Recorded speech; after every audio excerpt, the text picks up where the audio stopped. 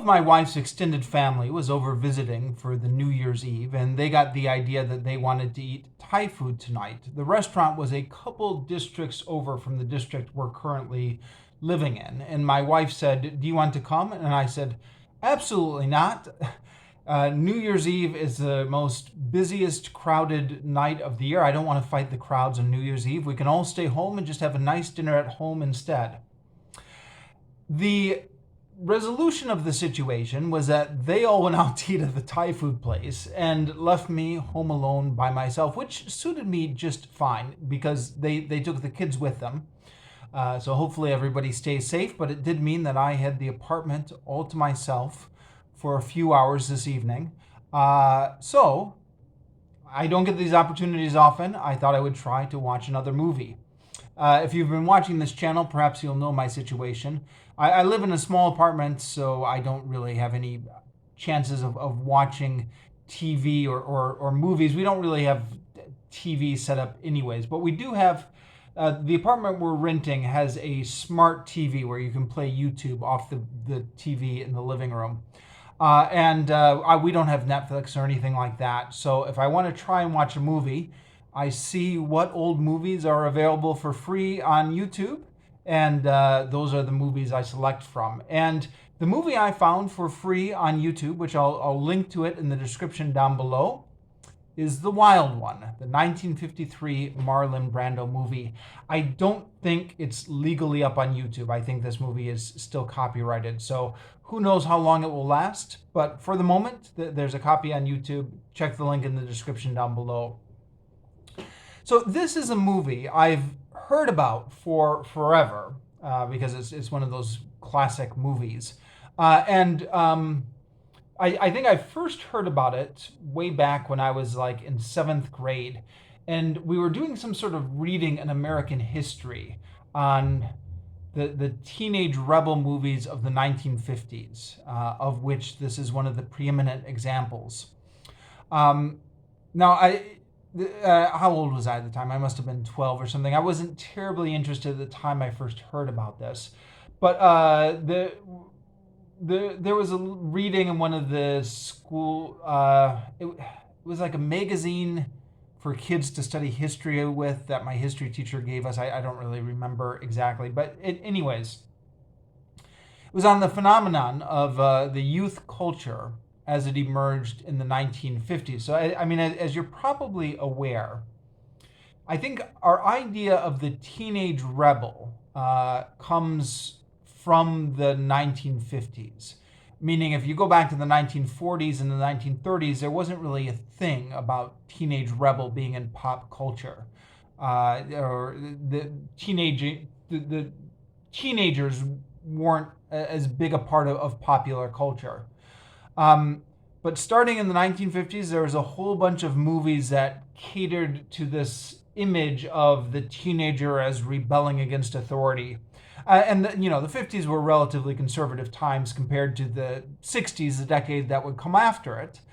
But the 50s is where this idea first started to take root. And I know that there's some sort of sociological explanation for this about why the teenager emerged in pop culture in the 1950s, and I don't remember what it was, or I don't know what it was. But at any rate, there was a whole bunch of these movies that came out in the 1950s. I started to take an interest in them as I got a little bit older, when I was about 15, 16, 17, and feeling a little bit more rebellious myself, or feeling solidarity with the teenage rebel. I was interested in these older movies. Now, at that time, this was in the 90s when I was a teenager. It was before the internet, it was before Netflix. It was a little bit difficult to track these things down. I totally would have been interested in watching The Wild One if it had been on TV at the time. But to the best of my recollection, it was just never on cable TV in the 90s, or at least I never saw it. Rebel with a Cause was. Rebel with a Cause is the other famous 1950s rebel movie, which came out 2 years later. So The Wild One is 1953, Rebel with a Cause is 1955. So that was shown on AMC, American Movie Classics, which was a a cable channel that, at least in the 90s, would show all these really old movies. And I recorded it onto VHS, as we used to do in the 90s. You had a VHS cassette tape and you could record it off TV. And I watched Rebel Without a Cause many times over and was enamored with not only the movie itself, but I guess the whole mystique around the movie. There was this whole mystique that's developed around the legend of James Dean and the Rebel Without a Cause. Now, something I read on the internet somewhere, and with apologies, this is something I read years ago and I don't remember where I read it. And I'm not even entirely sure this is accurate because this is just one of those things you remember reading on the internet somewhere. But something I read was that back at the time, back in 1950s, like 1955, 1953, Marlon Brando was much more popular than James Dean. But James Dean died tragically. I think he died, if memory serves, right at the time Rebel Without a Cause got released. So the movie got like a little bit of a boost from his tragic death. So James Dean goes out right at the peak of his glory as this tragic, forever good-looking, forever young teenage rebel. Whereas Marlon Brando, of course, goes through the decades and goes through a number of different phases and gets old and fat and weird while everybody is watching. So, by the 90s, Brando was still alive in the 90s. Everybody was completely over Marlon Brando. He was so, he was a punchline. People made fun of the accent. They made fun of fat Marlon Brando, etc. But apparently, according to this thing I read on the internet at some point, back in the day, Marlon Brando was actually more cool and more popular than James Dean. It's just that Marlon Brando didn't die young like James Dean did. So somebody let me know in the comments if you've got an opinion on this. Maybe somebody knows more about this than I do. The other thing that I've always associated this movie with is the Beatles anthology, which also came out in the 90s when I was in high school. Showed a clip of this movie because there's a motorcycle gang in this movie called the Beatles. And there's a scene where one of the characters says, "We missed you, Johnny. All the Beatles missed you. All of us Beatles." And it was the theory was put forth in the Beatles anthology. Oh, by the way, just in case anyone doesn't remember, Beatles Anthology was an album, but it was also a 3-part TV special that aired on ABC in the 90s. It was a big television event at the time. The theory was put forth in that documentary that the Beatles had seen this Marlon Brando movie in the 1950s. It had had a big influence on them. And then either consciously or subconsciously, that's why they chose the name The Beatles for their band. Now, in the Marlon Brando movie, it's Beetles. I don't think it's ever spelled out in the movie, but if you read the Wikipedia page or if you read anything about the movie, so they changed the E to the A, the music group, the Beatles, but that's apparently maybe where they got their name from.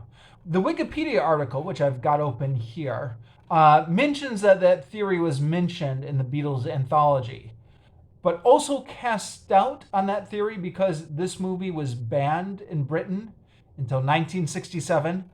You can read all about it on Wikipedia. It was just banned for a long time in the UK because it showed motorcycle gangs flouting the authority of the policemen. There's also a very iconic line in this movie. Marlon Brando is identified as a rebel, and somebody says to him, "What are you rebelling against?" And Marlon Brando says, "What have you got?" That's something actually I remember all the way back from 7th grade history. I think that line was in the little reading we did in history class about these teenage rebel movies. It was also parodied on The Simpsons back in the 90s. This is the episode where Lisa turns into a rebel, And Principal Skinner says, I've never seen a good student slide down so fast. What are you rebelling against, Lisa? And she says, what have you got? And there's this dramatic music. So it's an iconic line. I was a little bit surprised when I watched the movie just to see that it was kind of delivered as kind of a throwaway line in the context of when you're watching the movie itself. But it's supposedly one of the iconic the iconic lines of the movie. So anyways, point being, this is a movie I would have totally watched years ago if I had access to it. But I just never seemed to find the video cassette of it. I just never seemed to see it on TV. And then I find a copy on the internet. And when the wife and kids leave for the evening, I think to myself, okay, I am finally going to watch The Wild One. So yeah, the review. It's an interesting movie. Like a lot of older movies, it's mercifully short. How long is it in total? 79 minutes. So just when it's kind of starting to drag, it ends pretty sharply. And actually, it doesn't really drag that much. It moves at a good clip. It's a well done movie. In that I don't really know anything about cinematography, but the shots are very clear. Even the copy on YouTube, you can see that the picture is very crisp. There's some stuff with the green screen when they're riding on their motorcycle bikes right at the beginning, which hasn't aged well. But other than that, it's a very decently put together movie. Lots of good shots and edited together well. And it's about a motorcycle gang, which it's unclear from the movie if they're teenagers or not. They drink a lot of beer during the movie and are served beer at the local bar with the cops and everything watching. So I don't think they must have been 21 at least, right? Because you have to be 21 to drink alcohol. I know my understanding is that the drinking age got lowered for a few years at the beginning of the 1970s, but it had traditionally been 21 in most states, although maybe back in the 1950s it wasn't as strictly enforced as it is now. I don't know. Once again, if anybody knows, let me know in the comments down below. But it's either a gang of teenagers or a gang of young people, early 20-ish. And they are... Yeah, it's always interesting to watch these old movies to see what... when they're depicting young people in old movies. It's interesting both because I think young people do change through the generations. I mean, some things are constant, but some things change, as well as the style of cinema and how people are depicted.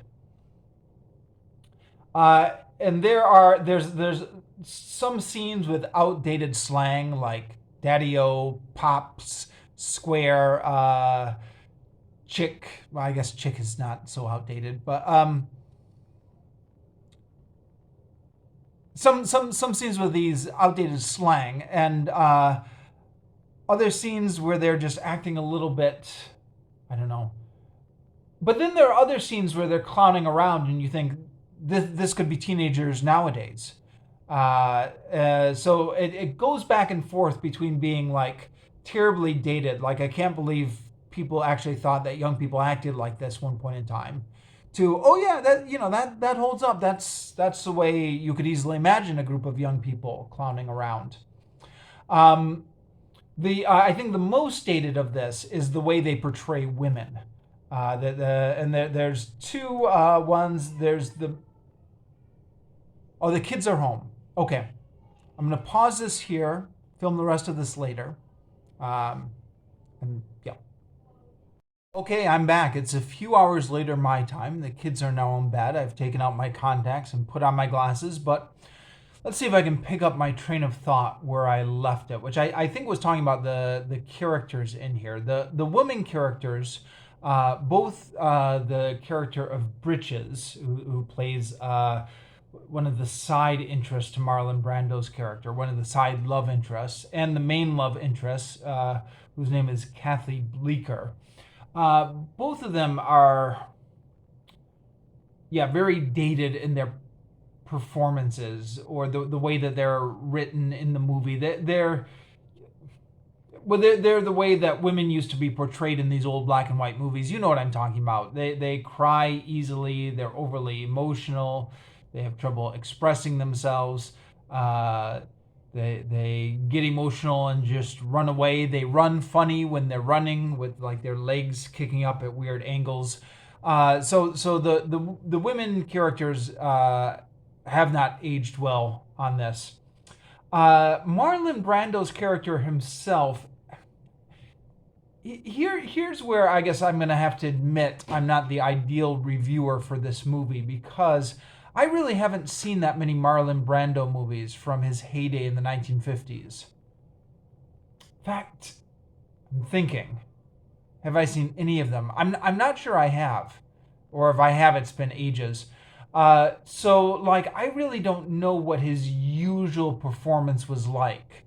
It would be interesting to know if he was playing a certain type of character that was different from his usual character, or whether he's just doing the normal Marlon Brando thing. I don't know. But his performance is, I don't know. It struck me as laughable, like it was a bit of a caricature. And I guess Marlon Brando himself has become a little bit of a caricature. That soft voice, which was a caricature of him in his later performances, is here. He's kind of doing this slouching thing where he's too cool to stand up straight. So he's just kind of walking around with this slouch. He's playing like the leader of the motorcycle gang, but at the same time he's kind of a sullen loner as well.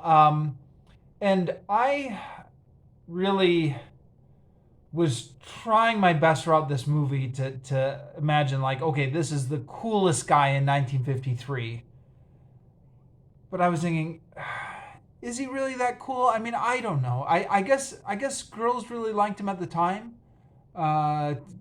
Teenage girls went wild for him back in the day, right? There must have been something about his demeanor and persona and performance which appealed to girls. I don't know.